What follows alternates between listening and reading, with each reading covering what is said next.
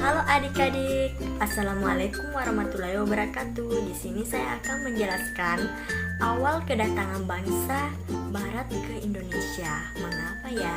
Ayo. Adapun tujuan pembelajaran yaitu pertama, menjelaskan latar belakang proses terhadap kedatangan bangsa-bangsa Barat ke Indonesia.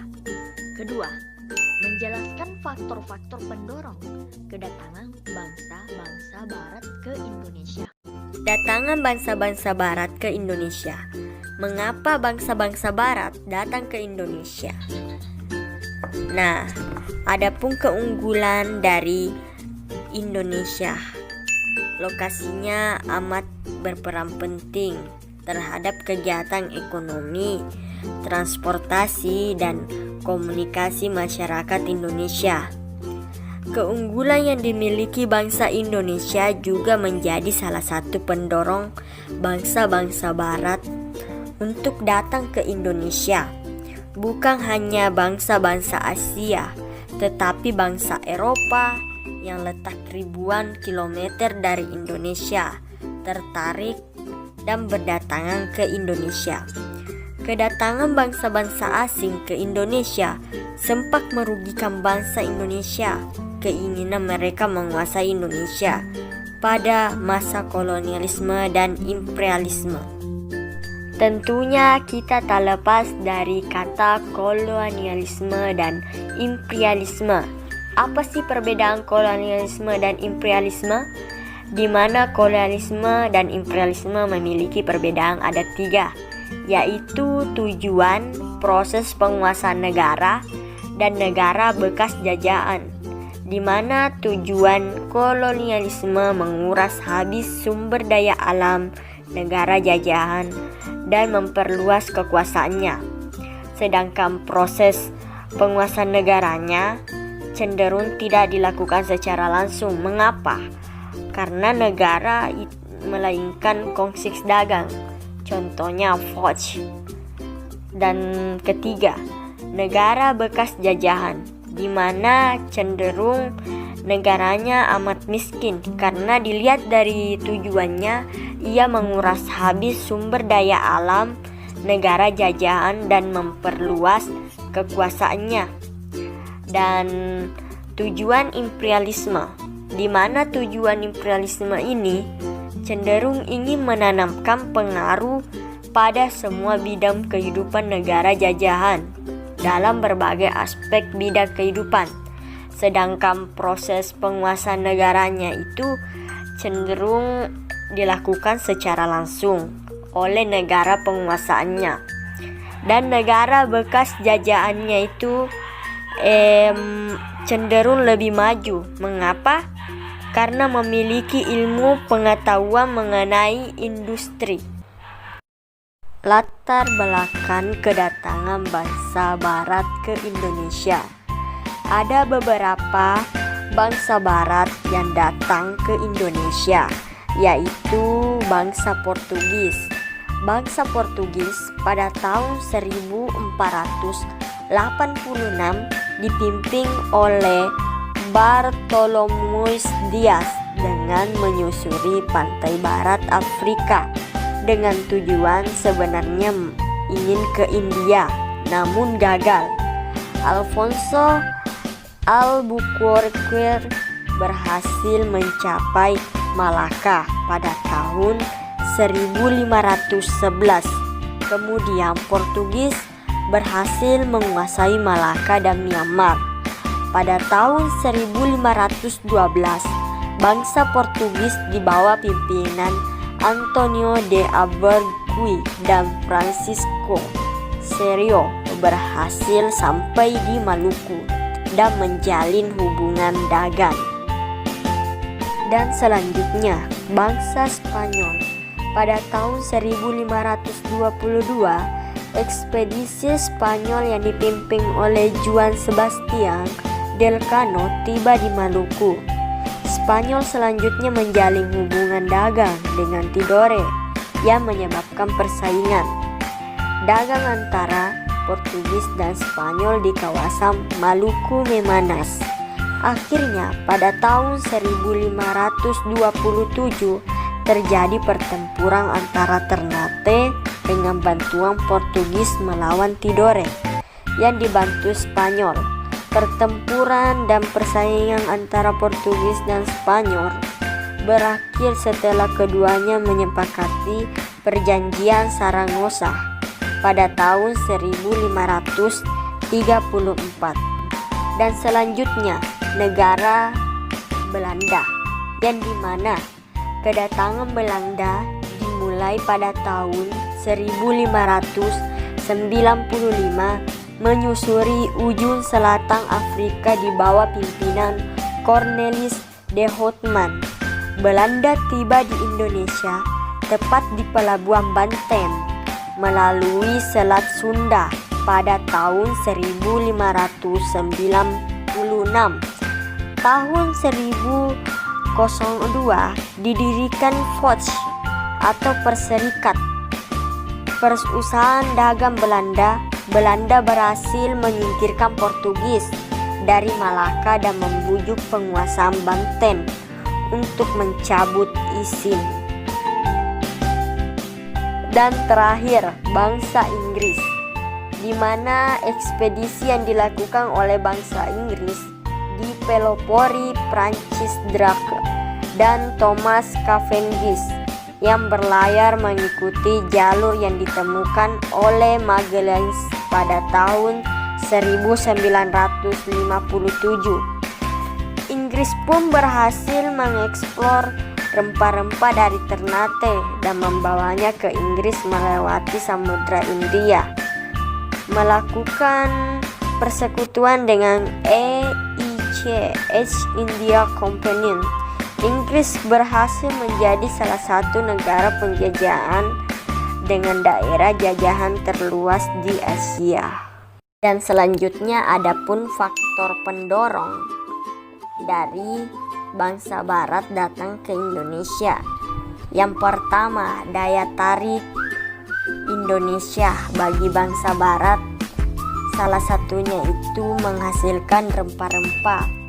Dan kedua, motivasinya terbagi menjadi 3, adanya gold, gospel, dan glory. Gold adalah emas yang diidentik dengan kekayaan, yang menggambarkan bangsa barat datang ke Indonesia untuk mencari kekayaan. Dan glory itu bermakna kejayaan bangsa. Dan gospel adalah keinginan bangsa barat untuk menyebarluaskan atau mengajarkan agama Nasrani, khususnya agama Kristen, ke bangsa-bangsa di Asia, Afrika, dan Amerika Serikat.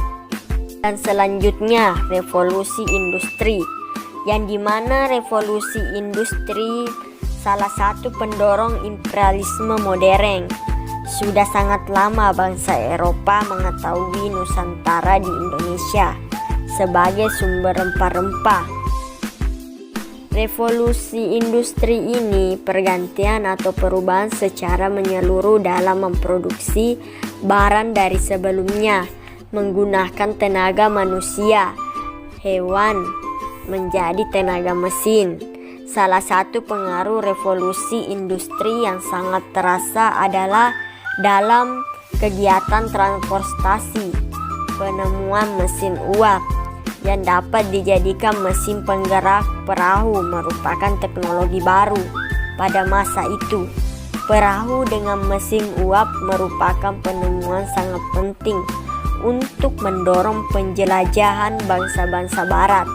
Penggunaan mesin uap dapat memperpendek waktu perjalanan. Selain itu, penemuan mesin uap, revolusi industri didukung berbagai penemuan lain seperti kompas, mesin pemintal, dan sebagainya.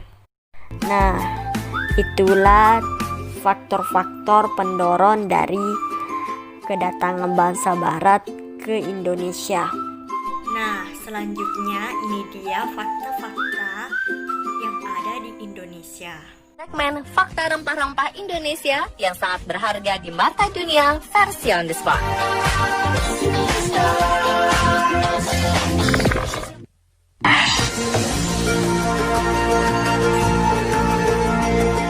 Pada masa itu, Kepulauan Maluku merupakan penghasil rempah-rempah terbesar seperti pala dan cengkeh yang paling dicari oleh para negara di Eropa.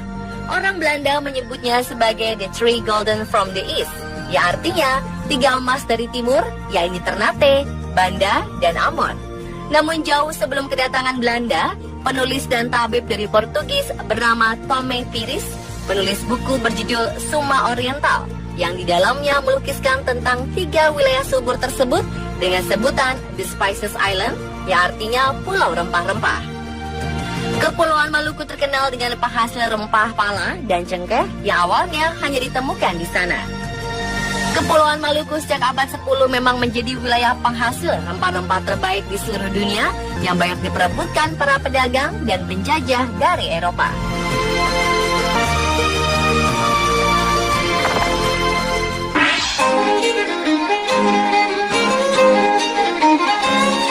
Rempah-rempah dinilai sangat berharga karena khasiatnya bukan hanya sebagai penyedap masakan dan efek menghangatkan badan saja, tetapi juga sebagai obat-obatan.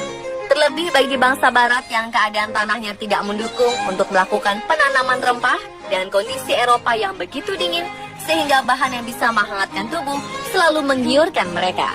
Kebutuhan terhadap rempah-rempah kemudian menjadi komoditi utama dalam dunia pelayaran perdagangan saat itu. Sehingga setiap pedagang maupun bangsa-bangsa yang datang ke daerah timur bertujuan untuk menemukan sumber rempah-rempah. Oleh karena itu, muncullah hasrat untuk menguasai rempah-rempah tersebut. Melihat mahalnya harga rempah-rempah pada waktu itu, banyak orang Eropa kemudian mencari kepulauan rempah-rempah ini. Sesungguhnya dicari Christopher Columbus ke arah barat adalah jalan menuju Kepulauan Maluku. Meskipun pada akhirnya ia justru menemukan benua baru bernama Amerika. Rempah-rempah adalah salah satu alasan mengapa penjelajah Portugis Vasco da Gama mencapai India dan Maluku. Orang Eropa mengasosiasikan rempah-rempah dengan negara antah berantah yang berhubungan dengan surga.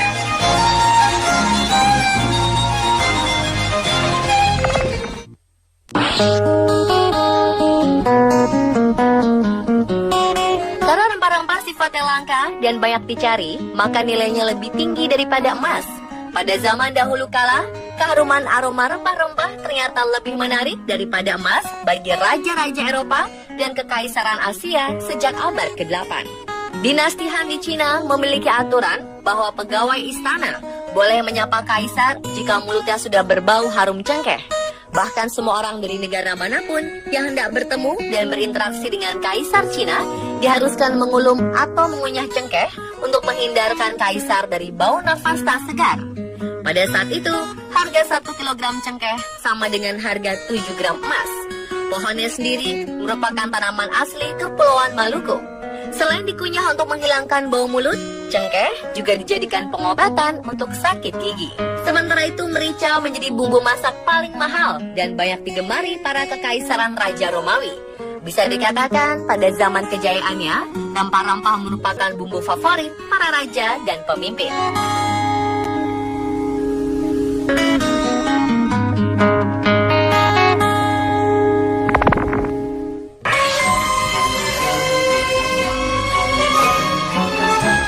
Rempah-rempah menjadi simbol status. Semakin kaya seseorang, maka makanan pestanya semakin mahal karena rempah-rempahnya semakin banyak. Dan yang menikmatinya harus memamerkannya dan tidak boleh dikonsumsi sendiri. Rempah-rempah akan diedarkan kepada para tamu dengan baki perak dan emas untuk dibawa pulang. Rempah-rempah tersebut disimpan sebagaimana permata berharga. Tren ini terus berlangsung hingga abad ke-16. Ketika Raja Scotland berkunjung ke Raja Inggris Richard I pada tahun 1194. Setiap hari ia diberi 2 pon merica dan 4 pon kayu manis sebagai tanda keramah tamahan.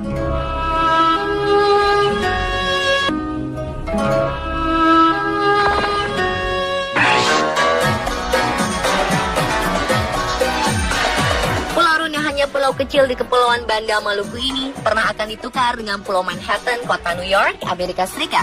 Bangsa-bangsa dari benua Eropa pada abad pertengahan datang ke Indonesia untuk mendapatkan pala.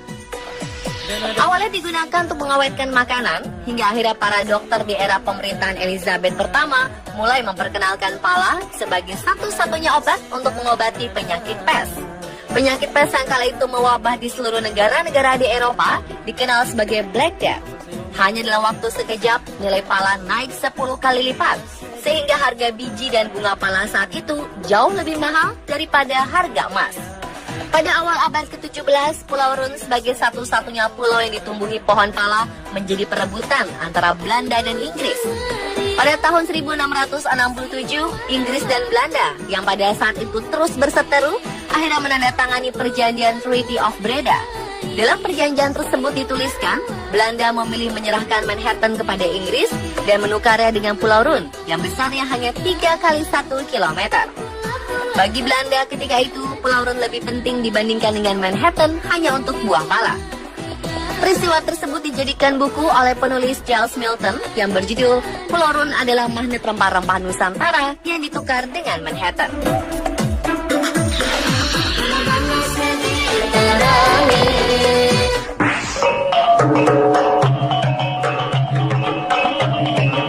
Di pesisir barat Pulau Sumatera terkenal sebagai pelabuhan yang ramai dikunjungi bangsa Eropa bernama Pulau Barus.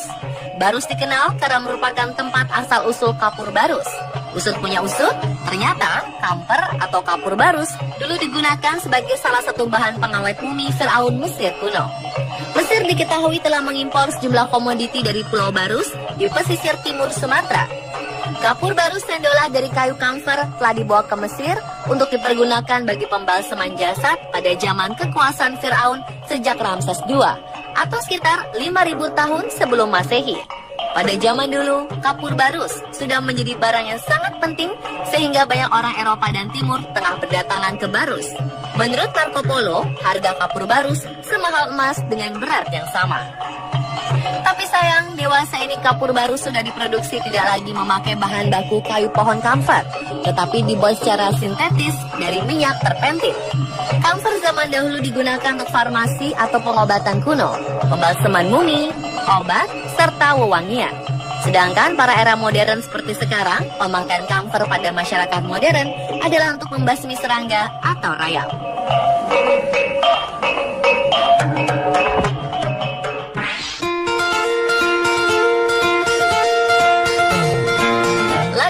Salah satu rempah yang sudah terkenal luas di seluruh dunia. Bahkan pada zaman penjajahan Belanda, tanaman ini merupakan salah satu tanaman yang paling dicari pada saat itu. Di Indonesia, tanaman ini banyak dihasilkan di daerah Bangka. Pada masa dulu, harga lada sangat tinggi, bahkan lebih mahal dari emas. Pada zaman dahulu, lada digunakan sebagai bumbu masakan atau campuran obat tradisional. Bahkan oleh bangsa Eropa, dijadikan campuran minuman beralkohol. Karena khasiatnya bisa menghangatkan tubuh, serta dapat melonggarkan jalan pernafasan pada penderita asma kala itu. Selain itu juga dapat mengobati penyakit diare, melancarkan aliran darah di sekitar kepala, dan untuk mengobati influenza atau pilek.